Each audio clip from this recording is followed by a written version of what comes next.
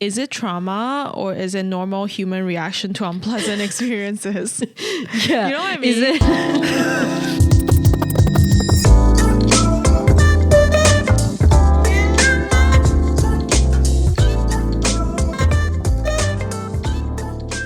Hey, this is Sugar Honey Bubble Tea, a podcast aimed to amplify Asian woman voices through critical thinking and meaningful conversations. I am your host, Ange, and I'm deeply traumatized. Hello, I'm Toby. Before we start today's episode, please go follow us on Instagram at sugahoneybbt, at SUGAHONEYBBT. We post podcast episode related segments every week, so make sure you check us out on Instagram. Yes, and please also leave us a 5-star review on Apple if you love us. It will really help us. I don't need to go in further details. I say this every week.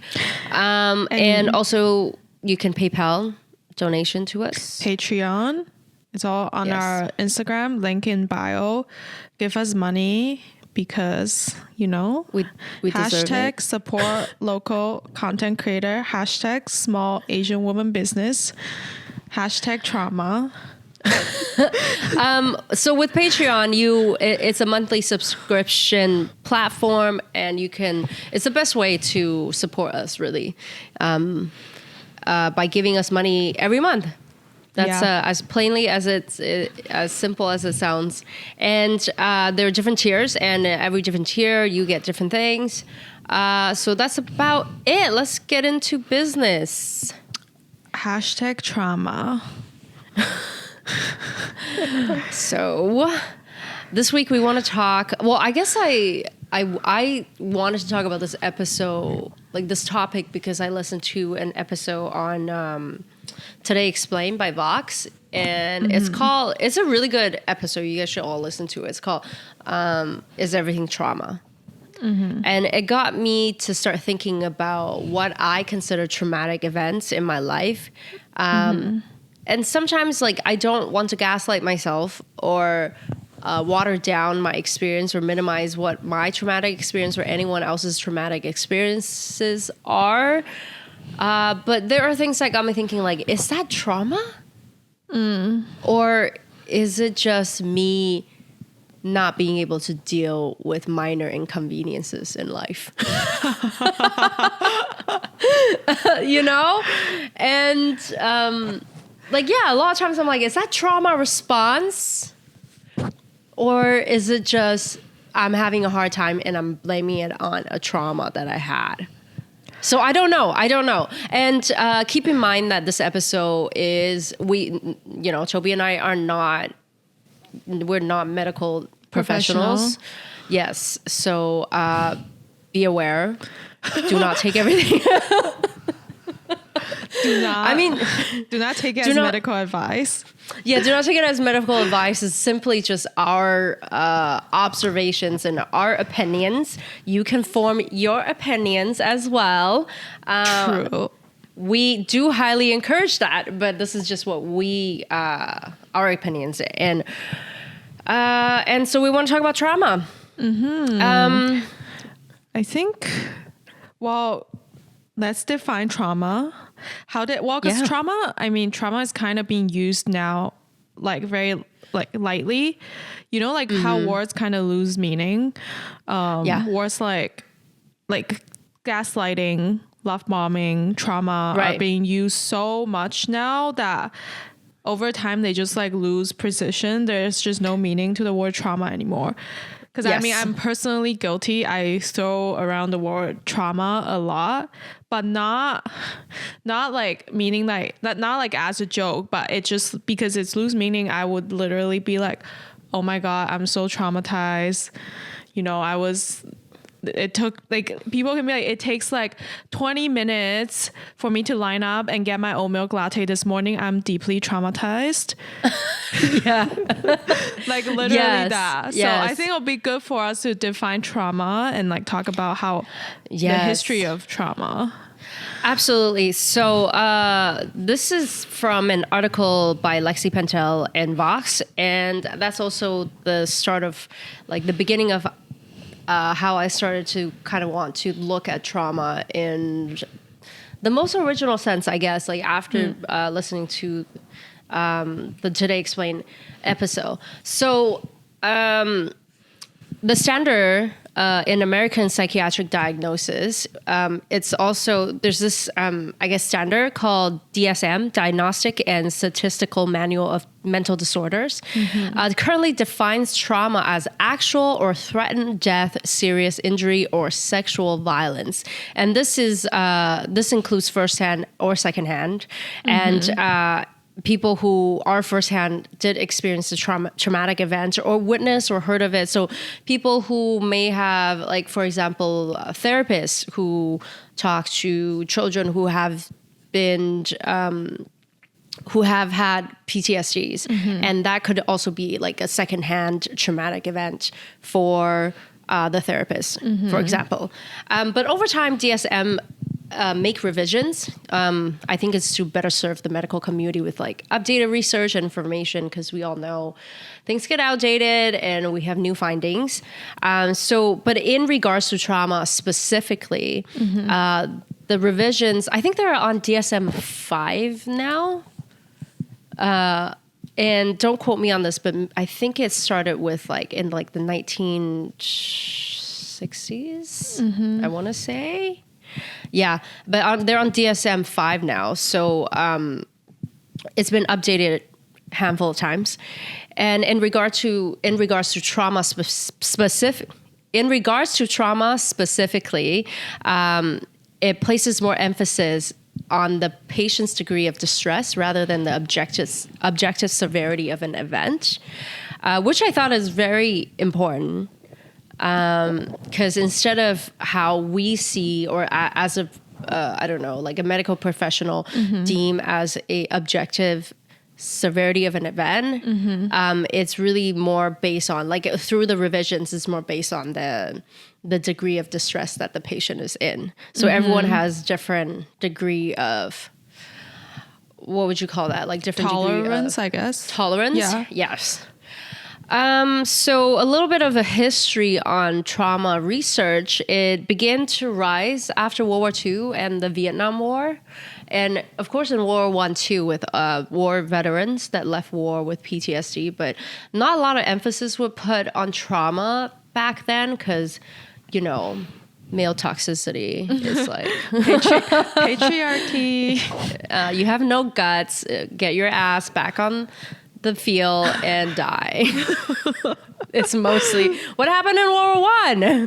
It's all these ditches and stuff. True. Nobody cared about depression and traumas.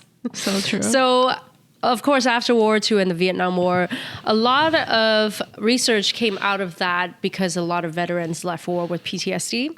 And so it's safe to say that most of the PTSD research were initially focused on men because of war.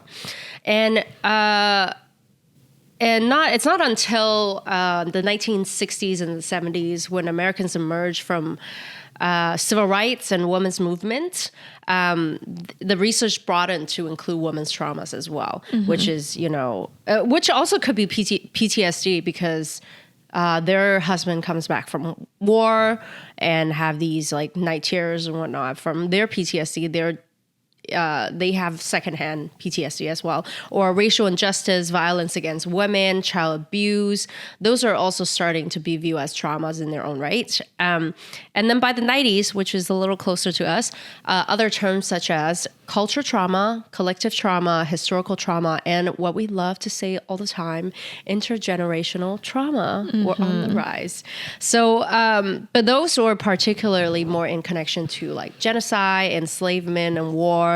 So we're thinking like World War II, Jewish genocide, Black enslavement, etc. So yeah, or even like the most recent, a lot of people have been talking about how COVID-19 was a collective traumatic experience. It is. You think so? I think so. Because I think you've talked about this before and I didn't really understand you at the time. Yeah. But I actually never thought it was traumatic until I forgot what show it was, but I watched this show where they basically acted out the entire, like the show, I think it's a medical show, and it's basically they act out the entire time that COVID was happening. And I watched it, about, and it was traumatic. It's a show based in New York? Yeah. Amsterdam or something? Oh, I think New Amsterdam. New Amsterdam, maybe but it's based in New York? Yeah. Maybe it's that, but it's just basically like it's like a TV show. But in the plot, and then they acted out COVID and stuff. And I watched it and I was like, that was deeply traumatizing. For you? Like, for me, but watching that and putting it, because I feel like we're all living in it. And then I think as time goes on, for me, it kind of becomes more, I guess, normal. Like, I feel like this is normal now and it's fine. I'm just going to carry on. But I never really processed, I guess, what was happening during COVID. Oh, I personally never really thought about COVID-19 as a traumatic experience. I wouldn't say collective traumatic experience because I don't know. Maybe it's just me. But I never really felt like it was a traumatic experience in terms of like how my life shifted. Because I did see that my life have shifted in a more positive direction. So I don't know. Like when you did, that's why when I think a couple months ago or maybe last year when you told me like, oh, COVID-19 is a very traumatic experience for everyone. And I'm like, hold up, sis, everyone? I'm eating good. I'm living well. Good. I'm working from home. Yeah, I wouldn't say for everyone, but I didn't really understand that. So, it's good to hear different perspective, I guess. With the rise of Gen Z and TikTok, which I'm not on TikTok. I don't know how. And I'm also not a Gen Z, but I've heard and I've read that trauma has gone viral on TikTok. Trauma? Okay, so... Like, how did trauma become trendy? Like, how is trauma viral and we're not? What is the difference? So as someone who is almost not Gen Z, but knee deep on TikTok, I am so grounded, like 6 feet grounded on TikTok.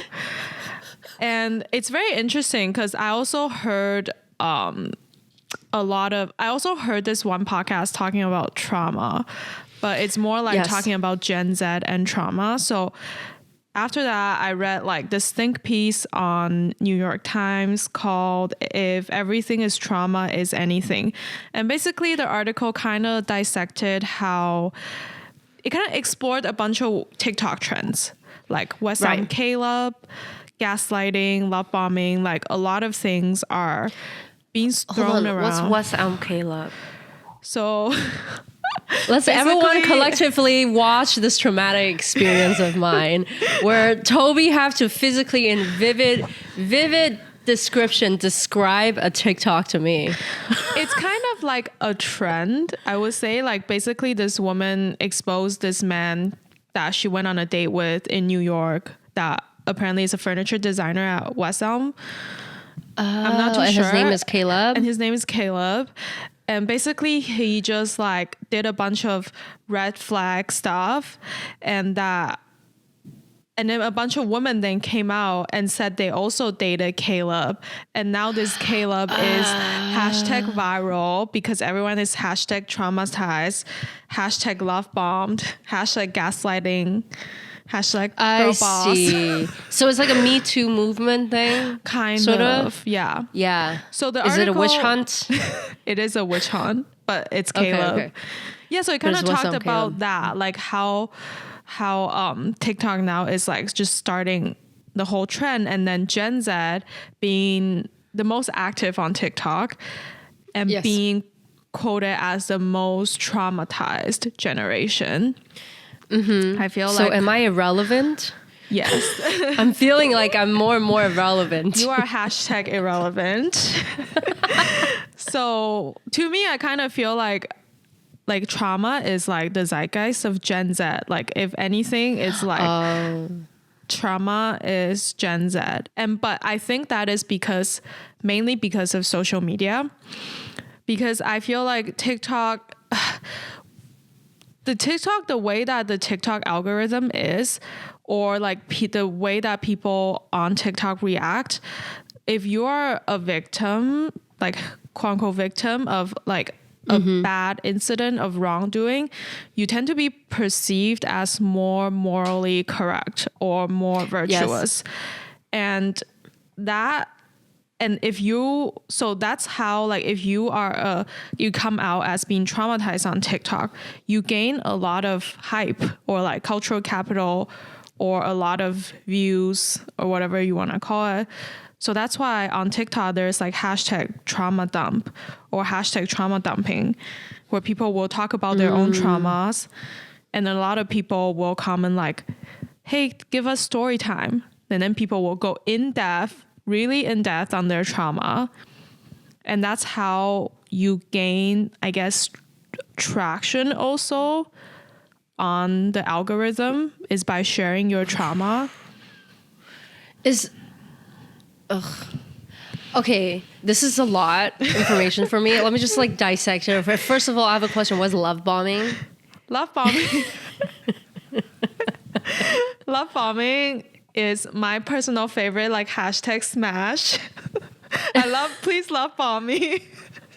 So like love bomb someone is to give someone a lot of love. It's basically used to describe like in the beginning of a relationship, if someone like bombs you with like a lot, like the huge amount of affection or gifts or praises too early on. So if I like go out with you on maybe like 2 dates and I'm like love bombing you, like I'm like giving you a lot of affection, then that's like quoted as a red flag. Oh yeah, I see what you mean. That's a red flag. So that's a red flag? Yeah, that's a red flag. Why? I don't know, like because therapists say that they're like narcissistic behavior. For me, I'm like hashtag smash. But I thought narcissistic behavior is like they only care about themselves, but then they're giving you all the love. So how is that narcissistic? That's why I don't understand. Like I don't know. You can do no right in this culture now. Like in this dating world, like you can do no right. Like everything you do seems to be a red flag. Yeah. But I live there. Yeah. Okay, I see. Okay, well, now I get what love bombing is. And now I'm kind of starting to feel like this is, first of all, when you talked about like people getting tractions from trauma or like trauma talk, that to me is kind of like information economy, where trauma equals profit. Mm-hmm. So people are just profiting off of your trauma or your quote unquote story time. Mm-hmm. Like when you talk about, it's just like everything else, you know, when you live in capitalism, once again, no one and nothing is free. Yeah. So I'm starting to look at this more in a way where it's like maybe this is all just a scheme. So who is winning? Well, every time you feel like you're getting something for free, look at who's trying to convince you or change your mind about something. Mm-hmm. Like they're usually the ones that's profiting off of you. And when we talk about profit nowadays, it's not really like money or wealth. Sometimes the profit comes in different forms. Yeah. Like getting likes is a profit, or getting followers is a profit. So like you starting to see like even that trend was like, I'll do it for Instagram, or like do it for Insta kind of thing. Whereas like people do it just for the attention, but then that attention eventually equals profit. Yes. And going back to the whole trauma thing, where trauma equals profit, is because with the information economy, the more you give someone, the more they think there's more value of you. Like they deem you as a valuable source of information, or deem you as a valuable source of, I don't know, whatever you call it, like healing maybe. But without thinking that like maybe they are putting their mental health at stake to the degree that is being profit, you know? Yeah, it for sure is profit. Honestly, everything on TikTok is profit. Like, so when people do profit off of someone, or like, okay, let's step aside from profiting off of trauma for a bit, but like when you talk about trauma in like every little sense, like it's like when you want to profit off of someone, you have to make that thing very common. It's like every woman have, I don't know, like have like dark colored pussy. So now you need pussy whitening cream, you know? Yeah. So it's like, oh, it's a very common thing. Now your pussy is not white enough. Yeah. Like, so it has to be like a very common thing. So then when you talk about trauma, like trauma back in the days could be more held at like a, I don't know, like a higher standard, if you would call it that, where it's like, oh, having trauma means like, I don't know, like you're sexually abused, or you have some sort of like traumatic experience that involves like harassment or whatnot, or something. Yeah, something like big. Like I don't even want to use the word big, because it's like this is very objective. You know what I mean? Exactly. Yeah. But then when you have to dial that down for like TikTok has really successfully dialed down trauma to the point where almost every little thing is trauma or trauma response. It's like having, like when you talked about like not getting your latte or waiting in line for 20 minutes. Yeah, exactly. Yeah, like how do you see like the problem with describing every misfortune as trauma? Like sometimes I question, I'm like, is it trauma or is it normal human reaction to unpleasant experiences? Yeah. You know what I mean? Is it? Yeah. It's like, am I having a bad time, like a difficult time, or is it trauma? Yeah. Like does it result in low resilience to the human experience? Yes, exactly. Like sometimes I even look at like the things that I think are traumatizing, or like that I think traumatized me. And I'm like, wait, I think that was just like my very normal human reaction to something that was extremely unpleasant. And yeah, it was maybe not necessary trauma, but I think the danger of choosing to be associated to like quote every misfortune and trauma is that you're kind of like choosing to associate it and be rooted with trauma. And by doing that, it does not make healing more possible. And I think it's that it's the fact that like just because you're aware you're traumatized, quote unquote traumatized, doesn't mean you have processed your trauma and you are healing. Yes, like what we talked about before, where the awareness alone does not bring about healing. Yeah. Something like that. Yeah, awareness alone does not bring about healing. So does the more you dig equal to the better / quicker healing? No, I don't think so, because you can literally be aware of all your trauma and it doesn't mean you processed anything.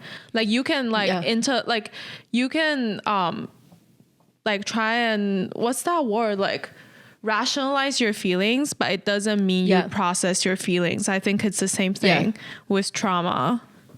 Yeah.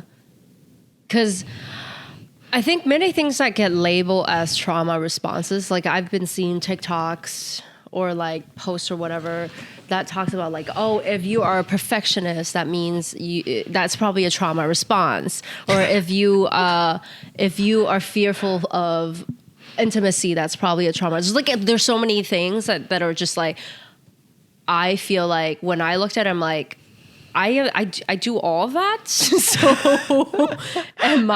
is that a trauma response for me? Like, I don't think there's this like one for all kind of explanation for trauma in what TikTok in this like world of like, what is it, 10 seconds, 15-second clip, kind of because it's the time is so short, it sums up all these things to like a very simplistic form for people to understand, and which then resulted in these like many things or that gets labeled as trauma responses. But sometimes I'm just like, are they really trauma responses, or they're just like predictable responses to anxiety? Yeah. Yeah, exactly. Because I don't know. I feel like 90% of people have anxiety. Yeah, because sometimes if you're like, okay, like if me, when I'm like, yeah, I don't want to do this thing.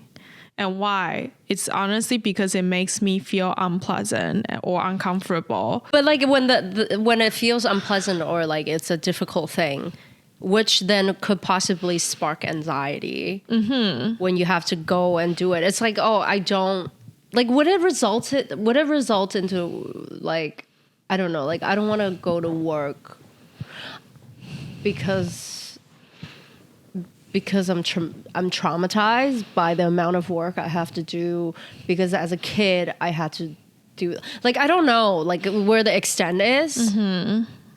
Yeah.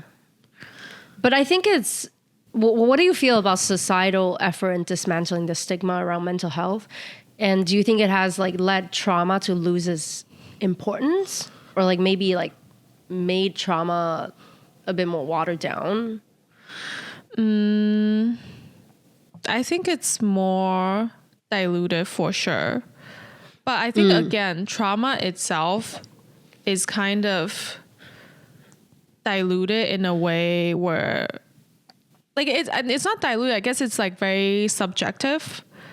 Like like someone can perceive something as a very traumatic event, and to the other person, it might be okay. It's just like your tolerance and your level of coping. But I do think that because everything now has to be very, it's not like politically correct, but like everyone is very protective of everyone's feelings. That everything is now, if your feelings hurt, it's like trauma. Yeah. Like, I don't know, like low resilience to the human experience. Yeah. Like I said. Yeah. And I don't want to go as far as, like, I don't want to disregard other people's feelings. Because I don't think that's the way either, but I'm just thinking about how it makes trauma, like, should we redefine trauma? That's what I'm thinking. Like, what is the solution to this? Because there are people that talk about big T versus small T's now. It's like big trauma versus like small trauma. Yeah. But then, like, there are therapists, like psychologists, that like uses this. But then how do you then say, well, mine's big T or mine's small T? Yeah, exactly. Because ain't no bitches going to war now. Like yes. Gen Z, like if you're talking about like normal people, like the very like large crowd, like Gen Z or whatever, it's like, yeah, like probably then we're all just little T's. but I think something is also like, sometimes trauma it's not just like an event also. It could be just like the way, like sometimes it's like an experiences growing up, childhood experiences. Yeah. And it has maybe shaped some very deep-rooted pattern. And maybe that's trauma response. I don't know. But it's hard to like count something as big T or something as little t. Because something can be like very, very deep rooted, but it could be very little t, you know. But it's just very hard to undo because that's how you have done all your life, kind of thing. Yeah. And with all these little t's being tossed around, trauma almost kind of like became a popular idiom, being like passed around without meaning, or maybe like steering further and further away from its true meaning, which we probably, as a society, like we probably just need to redefine the word trauma, because what is really true meaning, you know? Yeah. Just because we have a DSM standard doesn't necessarily mean it's true meaning, because those standards get updated all the time too. Yeah. So I think like for me to say like, so what now? You know, like, so what now? Where do we go from here? Maybe it's not standardized system. I don't think DSM is enough to be like, we have a standard for how you feel. Because then that's also then objective, right? Because going back to like placing more emphasis on the patient's degree of distress rather than the objective severity of the event. Yeah. But when you do put people's trauma and define them in a standardized system like DSM, then that is kind of that is kind of emphasizing on the objective side of the severity of an event. So I don't know. What do you think? So what now? I think rather than focusing on trauma, maybe we encourage healing.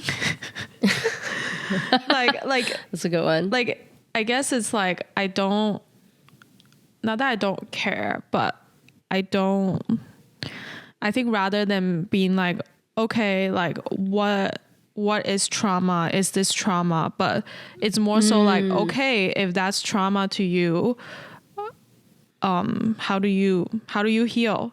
How do you move on from that? Like, just by being aware of your trauma and being like trying to be like intellectual, like, oh, is this trauma? Like, yeah, I mean, like, it's cool, like, it's good to understand, but I think maybe as a society, it's more so like, hey, how do we heal?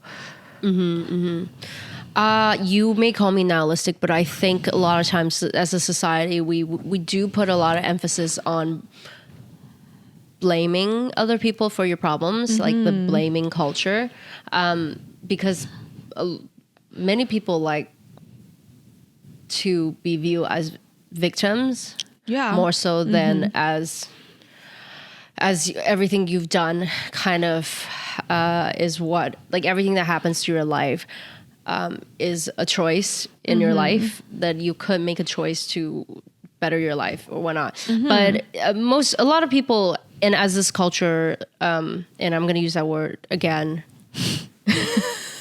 No, I'm not going to use that word because then someone will have to take a shot. But as a culture, we're trained to put a lot of blame on other people other than yourself, you know, through media, etc. So I think like what you said makes a lot of sense, because like when we're focusing on traumas and we're focusing on that aspect, like, you know, gatekeeping, trauma, gaslighting, and all these terms and trauma responses, it a certain degree kind of puts that blame on someone else. Either it's your family, people in your childhood, etc. So maybe like take a step back and think like, okay, yes, I have this awareness.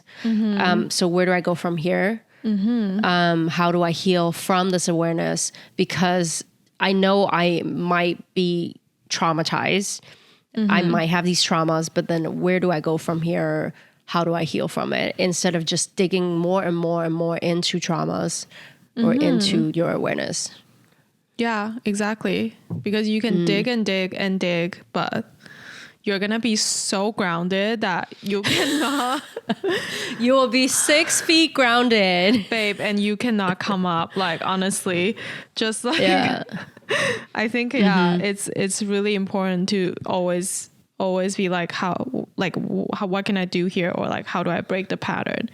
Yeah. And I think to end this topic, I think speaking about trauma and the way how we or people on TikTok or social media in general kind of talk about trauma so lightly, I think that's something that I have to check myself as well sometimes, because I do, like, jokingly maybe, like, you know, off the screen we talk about stuff and then we kind of like just like laugh over it, because we all like, we know each other so well, and we kind of like, would make jokes that are like a bit like similar to like, oh, I waited in line for 20 minutes. It's a traumatic event kind of thing. Yeah.